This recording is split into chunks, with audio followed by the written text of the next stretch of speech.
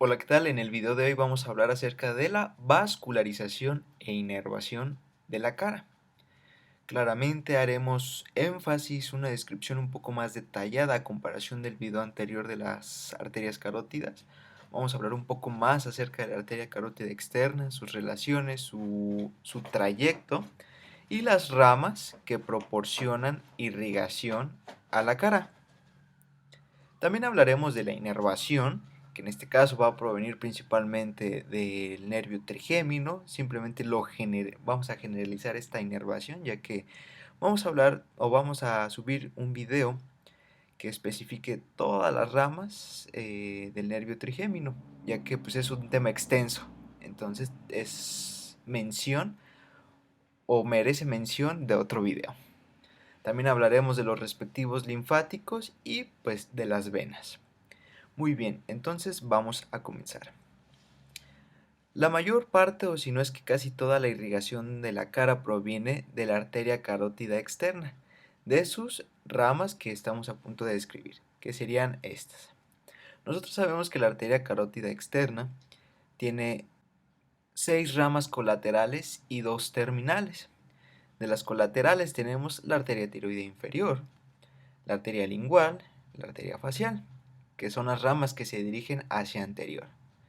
Las ramas que se dirigen hacia medial pues sería la arteria faríngea ascendente, y las dos ramas posteriores serían la arteria occipital y la arteria auricular posterior, y pues mencionando a sus dos ramas terminales, que sería la arteria maxilar y la arteria temporal superficial. De estas ramas, las que van a contribuir a la irrigación, pues ahora sí que propiamente de la cara, serían la arteria facial, la arteria maxilar, la arteria temporal superficial, la arteria auricular posterior y la arteria occipital. La arteria faríngea ascendente tiene un poco más de relación con la irrigación de la faringe, no como tal como en la cara. La arteria lingual, pues lo dice su nombre, y al igualmente que la arteria tiroidea inferior. Por lo tanto, en este video vamos a describir detalladamente estas arterias que están pues enmarcadas con este cuadro rojo. Antes de empezar a describir cada una de estas arterias, tenemos que hablar un poco acerca del trayecto que toma la arteria carótida externa. Bueno, nosotros sabemos que la arteria carótida común se bifurca a nivel del borde superior del cartílago tiroides, o también a lo que se corresponde a nivel vertebral de C4. Se bifurca en una rama anterior y medial, que sería la arteria carótida externa, y en una rama posterior y lateral, que sería la arteria carótida interna. Muy bien. La arteria carótida externa asciende, es una estructura, hay que entenderla como profunda, que de hecho la única porción en la que se puede diseccionar con facilidad que corresponde al triángulo carotídeo. Y hablaremos de los triángulos del cuello en otro video. Muy bien, esta asciende por delante de la arteria carótida interna, por delante de la vena yugular interna, pero algo muy importante es que pasa medialmente al nervio hipogloso. Una vez que asciende, atraviesa el espacio estilio o el diafragma estilio. Este diafragma estilio no es nada más que la composición de las estructuras anatómicas que se insertan en apófisis estiloides. Recordémoslo como el ramillete riolano.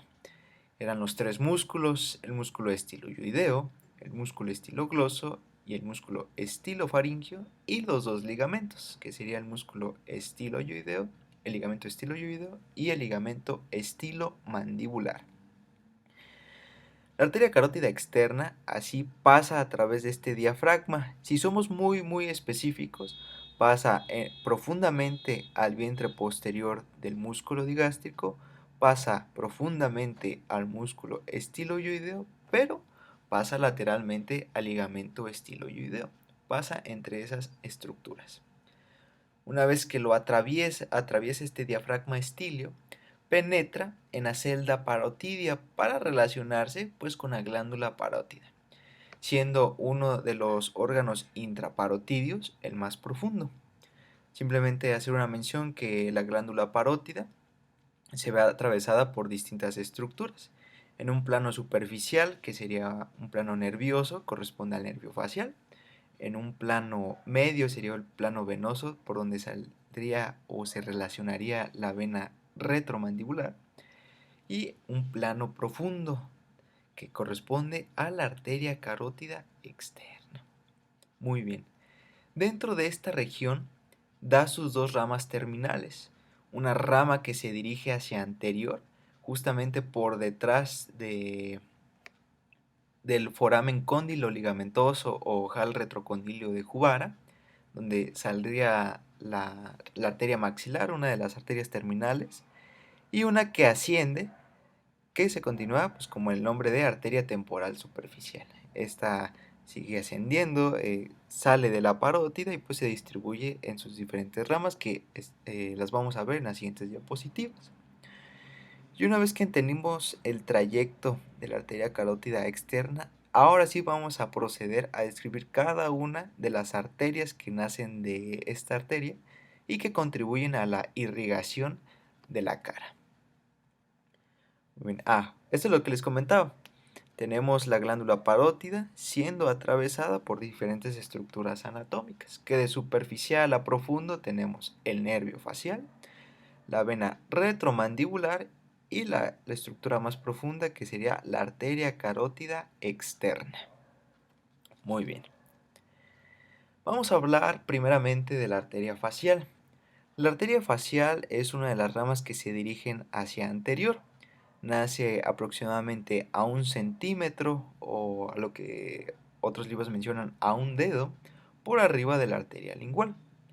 Esta se dirige hacia anterior, un trayecto oblicuo y hacia arriba, para llegar a la cara medial o relacionarse con la cara medial de la glándula submandibular. Ok, también pasa medialmente a los músculos estiloioideo y el vientre posterior del músculo digástrico. Una vez que se relaciona con la cara medial de la glándula lagrimal, hace una curvatura de convexidad superior, abraza de cierta manera la glándula, vuelve a descender la arteria y otra vez vuelve a hacer una curvatura para salir por el borde inferior de la mandíbula. Inclusive en esta zona que se corresponde aproximadamente 2 centímetros anterior al ángulo de la mandíbula o al gonion, encontraríamos la zona donde estaría relacionada la arteria facial. Inclusive si ustedes sienten su borde inferior, encontrarán un pulso que se corresponde al de la arteria facial. Esta se continúa, va por toda la zona lateral de la cara, pasa por el borde anterior del músculo macetero, pasa superficialmente al músculo buccinador y profundamente a los músculos cigomáticos menor y mayor. Vuelve a tomar una disposición superficial, se dirige por la zona lateral de la nariz para llegar al ángulo medial del ojo. Bien, ya describimos su trayecto general, ahora vamos a hablar acerca de las ramas que da en todo su recorrido. Muy bien, las primeras que da son estas ramas que se dirigen pues, hacia la glándula submandibular. Si la arteria se relaciona con la glándula, pues no le cuesta nada dejar unas arterias que le irriguen. Entonces, con el número 2 tenemos las ramas submandibulares. A nivel de la convexidad en la curvatura submandibular, sale otra arteria, con el número 1 que se corresponde a la arteria palatina ascendente, que esta a su vez se puede anastomosar con la palatina descendente o simplemente dar la rama tonsilar que se dirige hacia la tónsila palatina o amígdala palatina. Muy bien. Antes de pasar o ascender, ya una vez que pasa por el borde inferior de la mandíbula, da otra arteria que se dirige por debajo del mentón. Entonces se le va a conocer como arteria submentoniana. También ayuda a la irrigación pues, del piso de la boca. Una vez que la arteria se vuelve o se relaciona con la cara lateral de la mandíbula, da otra pequeña arteria con el número 4 que sería la arteria macetérica o si somos específicos la arteria o rama macetérica o maceterina inferior. ¿Por qué inferior? Bueno, cuando hablemos de la arteria maxilar, también hay una rama masseterina o rama masseterina superior, que estas se pueden anastomosar. Pero para generalizarlo y que no quede duda, pues vamos a nombrarlo como la rama masseterina de la arteria facial. Muy bien. La arteria facial, si nos vamos a la imagen de la derecha, asciende por el borde anterior del músculo massetero y da una rama que se dirige hacia el labio inferior y ayuda a la irrigación de los músculos que se encuentran por debajo del labio inferior. Sería la arteria labial inferior. He repetido muchas veces la palabra labial. Bueno, la arteria labial inferior junto con la contralateral se anastomosan. Igualmente, cuando la arteria facial pasa entre los músculos cigomáticos, da con el número 6 la arteria labial superior. Estas forman un círculo arterial dispuestos pues alrededor de la hendidura labial o de la boca. Pero algo que hay que describir también es que las arterias labiales superiores, cuando se anastomosan en la línea media, suelen dar una rama que se dirige hacia superior, que sería la arteria del tabique nasal. Muy bien. Otra descripción o otra característica de la arteria facial es que es muy sinuosa. Muy bien. La arteria facial, cuando se relaciona con el ala de la nariz, da la rama con el número 7, que sería la arteria nasal lateral. La arteria nasal lateral, o antes llamada arteria del ala de la nariz. Esta continúa a través del ángulo medial del ojo para así dar pues, la arteria angular, que sería la rama terminal de la arteria facial. Esta a su vez se anastomosa con la arteria dorsal de la nariz, que es rama de la arteria oftálmica, dando así una anastomosis de sistema carotídeo externo a través de la facial y la anastomosis con sistema carotídeo interno a través de la arteria oftálmica. Muy bien. La siguiente arteria que debemos describir es la arteria occipital, una de las ramas que se dirigen hacia posterior. La arteria occipital nace entre la arteria lingual y la arteria tiroidea superior. Se dirige hacia la zona posterior de la cabeza, pasa profundamente a los músculos esternocleidomastoideo, al músculo esplenio de la cabeza y también relacionándose con el vientre posterior del músculo digástrico. Toma una dirección hacia posterior y en su trayecto puede dar ramas para el músculo esternocleidomastoideo y una arteria cervical descendente o antes denominada arteria cervical posterior. Sus ramas terminales serían dos, una rama medial que se puede anastomosar con arteria contralateral y una rama lateral. La rama lateral suele anastomosarse con la arteria auricular posterior y con la arteria temporal superficial. La siguiente arteria es la arteria auricular posterior. Esta nace superiormente a la arteria occipital, también toma una disposición hacia posterior. Esta pasa por delante de los músculos esternocleidomastoideo y del vientre posterior del digástrico, pero en una disposición un poco anterior. Y una vez que llega al conducto auditivo externo esta arteria, da sus ramas parotídeas que se dirigen hacia anterior y pues están destinadas a irrigar la glándula parótida. Otra rama que pueden hacer a nivel de esta porción infraauricular es la arteria estilomastoidea. Que ojo, esta también puede provenir de la arteria occipital, pero más frecuentemente de la arteria auricular posterior. Esta penetra por el foramen estilomastoideo y ayuda a la irrigación de las estructuras internas que encontramos en este hueso.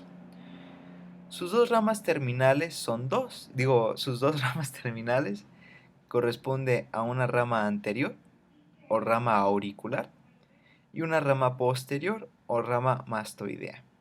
Estas a su vez se pueden anastomosar ya sea con ramas provenientes de la arteria occipital o de la arteria temporal superficial. La siguiente arteria por describir es una de las terminales de la arteria carótida externa, que se corresponde a la arteria temporal superficial. Bueno, esta toma una dirección completamente vertical y se distribuye en toda la zona temporal y parietal y se anastomosa con ramas de las arterias que ya hemos descrito. Muy bien, ¿cuáles son las colaterales de esta arteria temporal superficial? La primera que da es una arteria que se dirige hacia la zona anterior de la cara, pasa superficialmente al músculo macetero y ayuda a la irrigación tanto de los músculos que se encuentran por debajo de los ojos o propiamente la zona de los pómulos o la zona cigomática. Es la arteria transversa de la cara. Muy bien, si continuamos el trayecto, justamente por arriba del arco cigomático da otra rama que penetra la fascia temporal y ayuda a la irrigación superficial del músculo temporal. Se le conoce como arteria temporal media. Y ya por último, su última colateral es la arteria cigomático-orbitaria. Esta arteria se dirige hacia las zonas laterales de lo que corresponde a la zona de los ojos. Igualmente se puede anastomosar tanto con ramas provenientes de las terminales de la arteria temporal superficial o de las ramas de la arteria transversa de la cara o de las arterias faciales, infraorbitarias o de las arterias palpebrales. Muy bien. Las dos ramas terminales son una anterior o frontal y una posterior o parietal. Estas dos ramas, al igual que como ya lo hemos mencionado, forman anastomosis, ya sea con arterias provenientes de la arteria occipital, de la arteria auricular posterior o inclusive pues de las arterias contralaterales, ayudando así a la irrigación de toda la piel cabelluda. La siguiente arteria que tenemos que describir es una de las arterias más difíciles que para el estudiante de medicina es como que lo más difícil. Es la arteria maxilar. Más que nada por todas las ramas que salen de ella, dando así pues una importancia a esta arteria. Bueno, la arteria temporal, la arteria maxilar, la dividimos en tres porciones. Estas porciones van a estar delimitadas por los músculos pterigoideos. El primer tramo se corresponde al segmento mandibular. El segundo tramo corresponde al segmento pterigoideo.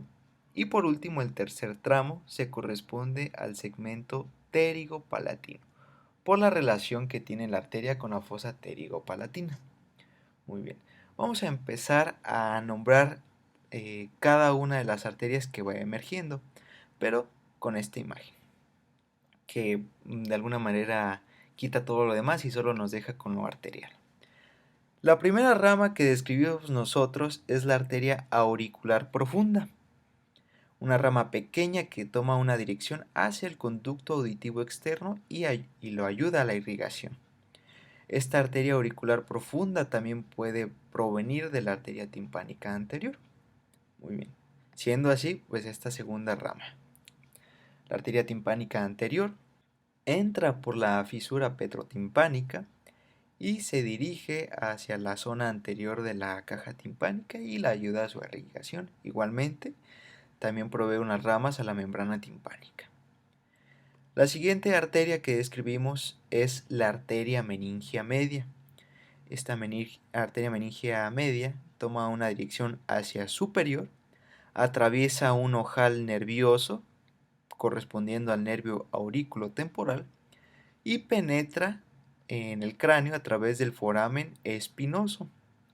Ya dentro del cráneo, pues su ayuda a la irrigación de las meninges en su zona superficial y dando así los surcos vasculares que encontramos en las caras exocranianas de los huesos temporales, de los huesos parietales.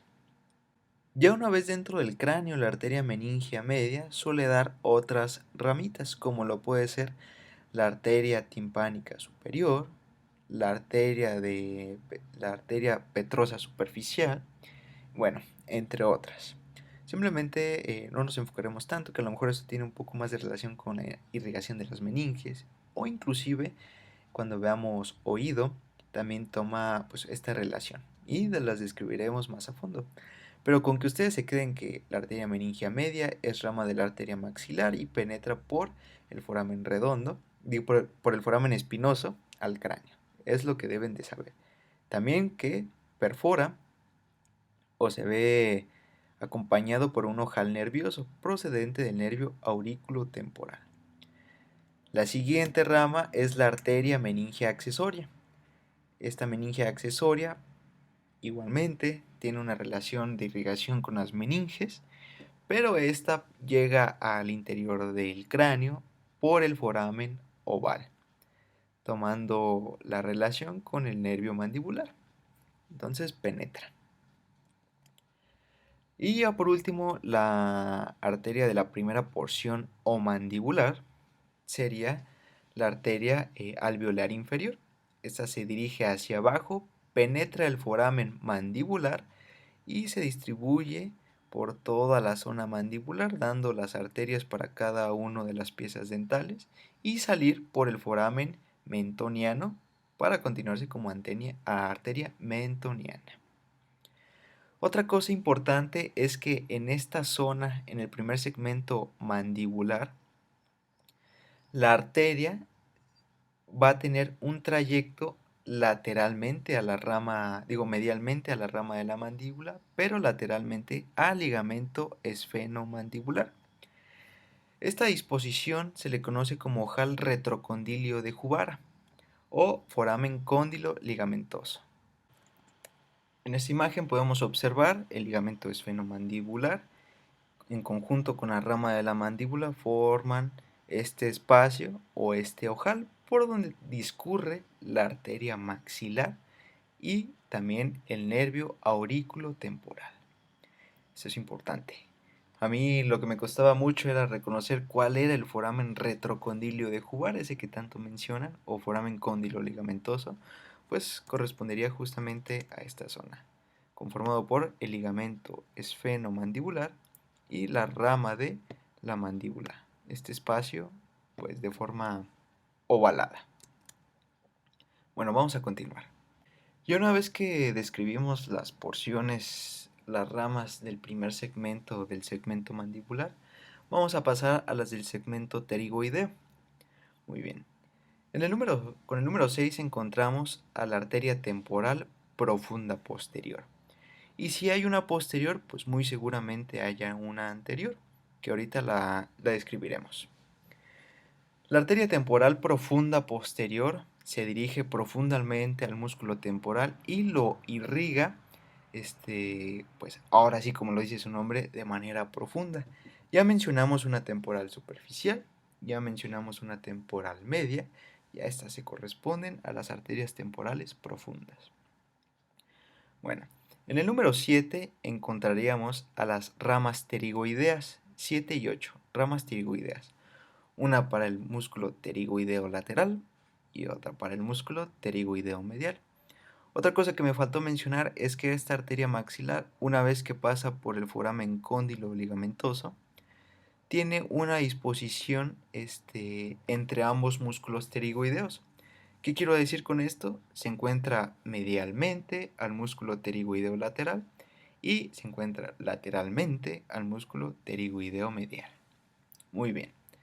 La siguiente rama que tenemos que decir es la arteria masseterina. Esta ya describimos una rama que provenía de la arteria facial. Bueno, esta proviene de la arteria maxilar.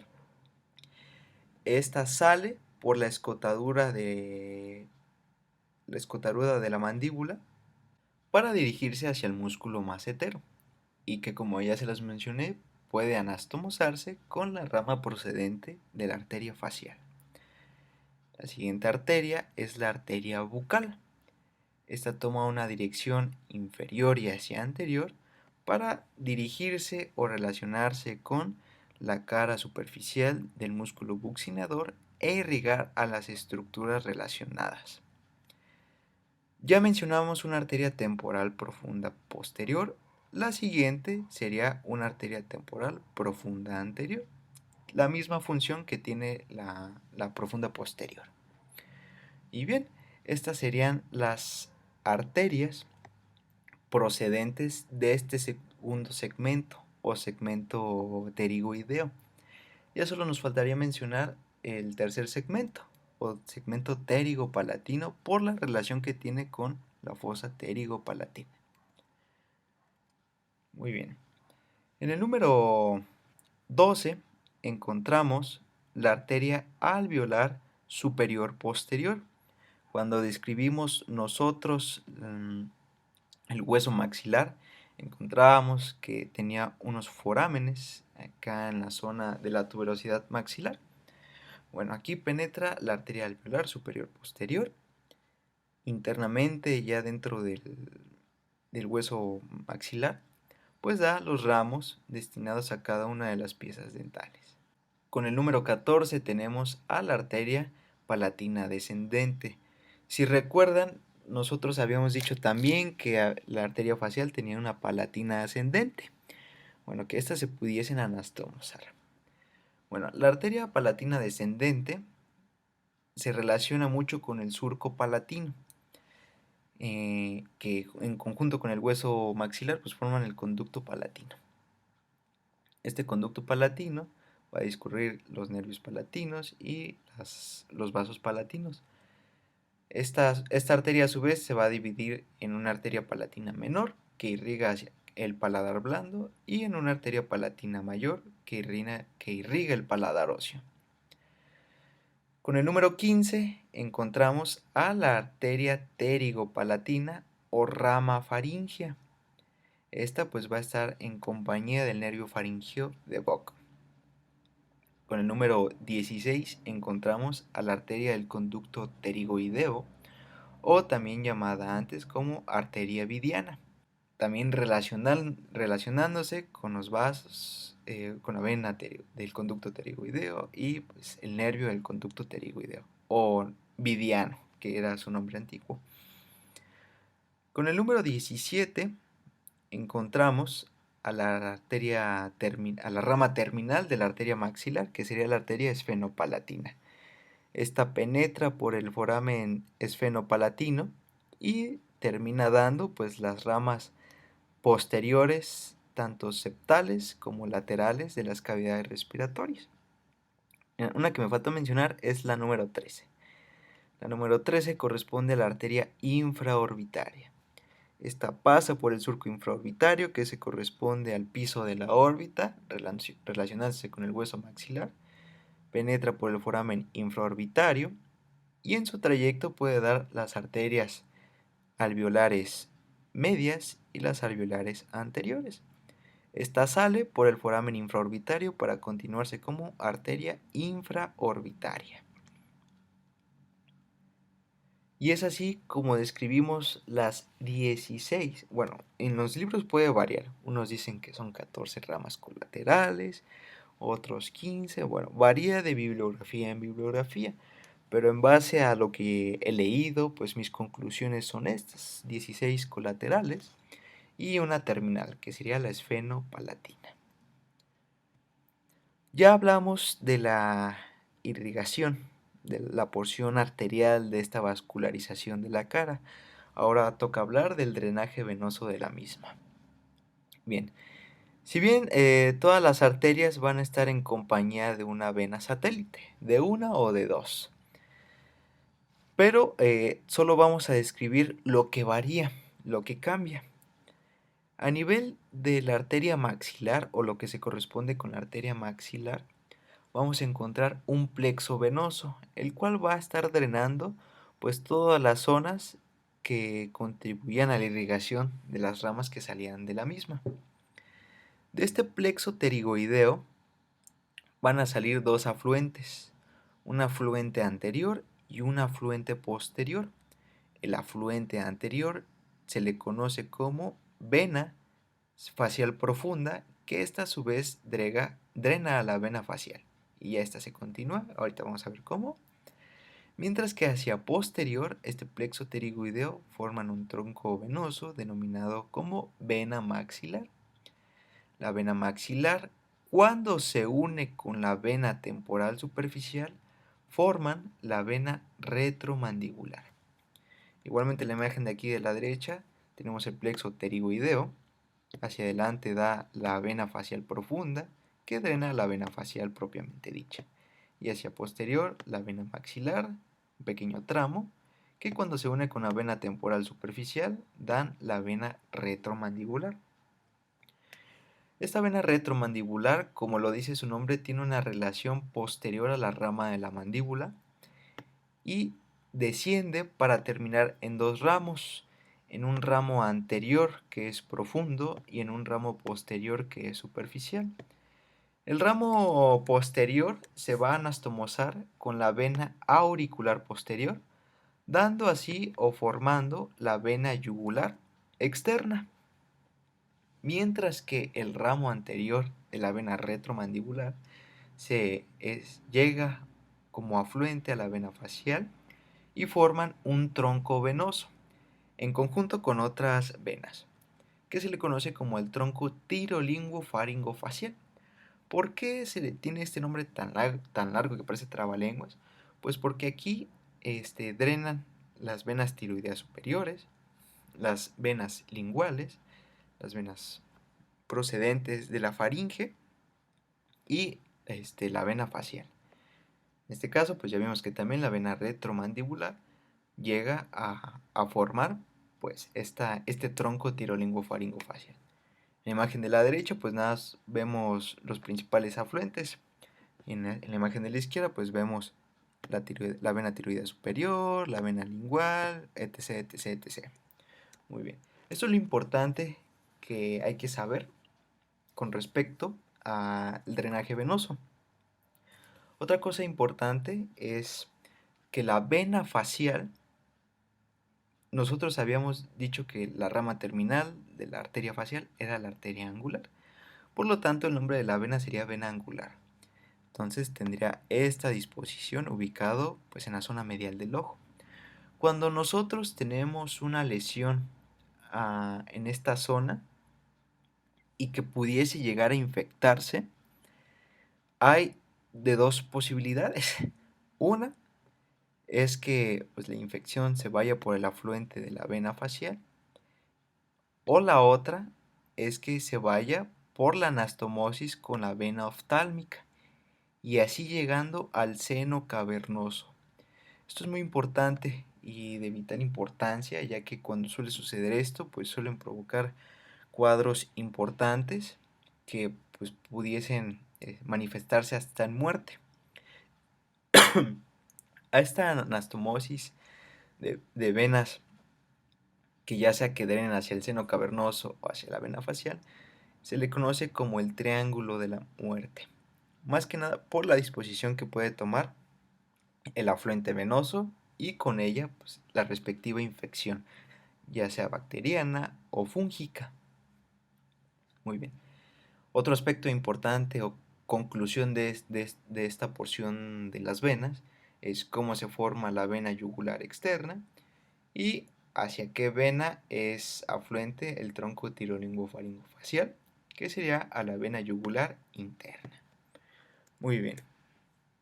Ya describimos las venas, ya describimos las arterias, ahora toca describir los vasos linfáticos.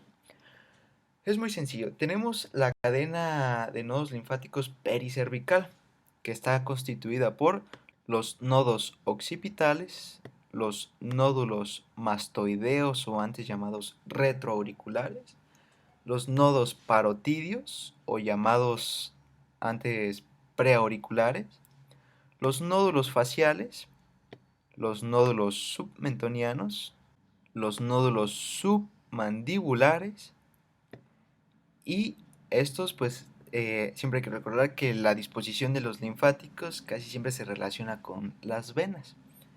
Muy bien, estos grupos de nódulos linfáticos van a tener una diferente relación.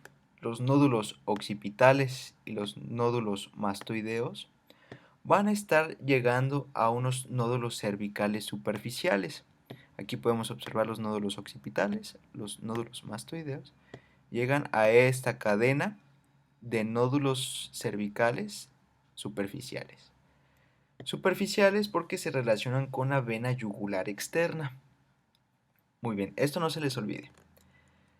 Los nódulos parotidios, los nódulos faciales, los nódulos submentonianos, que estos a su vez drenan en los nódulos submandibulares, llegan a los nódulos cervicales profundos. Los nódulos cervicales profundos tenemos dos grupos, uno superior y uno inferior. Con respecto a los nódulos cervicales profundos superiores, se le conocen como nódulos yugulodigástricos. ¿Por qué? Porque se relacionan tanto con la vena yugular interna como el vientre posterior del músculo digástrico. Entonces tenemos al nódulo yugulodigástrico como el ganglio principal de los nódulos linfáticos cervicales profundos. Mientras que en la porción inferior tendremos otros que se corresponden a los yugulo-homoyoideos. ¿Por qué denominados así? Por la relación con la vena yugular interna y el músculo homoyoideo. Eso es importante porque suelen ser preguntas de examen. ¿Hacia dónde suele drenar la linfa proveniente de los nódulos submandibulares o de los nódulos parotidios? Pues a los nódulos cervicales profundos llamados yugulodigástricos. Estos toman una cadena linfática alrededor de la vena yugular interna, y los nódulos cervicales profundos inferiores que se corresponden a los yugulo-homoyoideos. Mientras que los occipitales y los mastoideos van por los nódulos cervicales superficiales. Con respecto a la inervación, igualmente es una inervación muy general, ya que lo abordaremos más detalladamente en nervio trigémino. Bueno, el nervio trigémino va a proporcionar la inervación sensitiva, la inervación general de la cara, pero no completamente de la cabeza. Si nosotros hacemos una línea imaginaria que vaya por el borde inferior de la mandíbula, por delante de la oreja y así ascendiendo, también con una línea contralateral, tenemos la zona de inervación del trigémino, que es una zona anterior a la cabeza. Relacionándose el nervio más superior o la área de inervación superior se correspondería al nervio oftálmico, la primera rama del nervio trigémino. Después tenemos con lo que se corresponde a la zona maxilar, a través del nervio maxilar, segunda rama del nervio trigémino. Y por último, el área mandibular, dada por el tercer ramo del nervio mandibular, que sería del nervio trigémino, que sería el nervio mandibular. Mientras que la zona posterior, que se corresponde pues a la nuca, la parte superior del cuello, inclusive la zona por debajo de la mandíbula y del oído, está dada por el plexo cervical. Esto pues ya a nivel de médula espinal, ya no un par craneal, sino pues la médula espinal. Esto es importante. Igualmente aquí podemos ver de nuevo las áreas de inervación de los distintos ramos del nervio trigémino. En color verde tenemos a la porción oftálmica, en color naranja la porción maxilar y en color azul la porción del nervio mandibular. Y bueno, hasta aquí llegamos con este video. Espero les haya ayudado. Cualquier duda, comentario, aportación o corrección al video, por favor dejarlo ahí en los comentarios. No olviden compartirlo, dejar su like. Y sin nada más que decir, espero les haya gustado el video y nos vemos en uno próximo. Muchas gracias por verlo.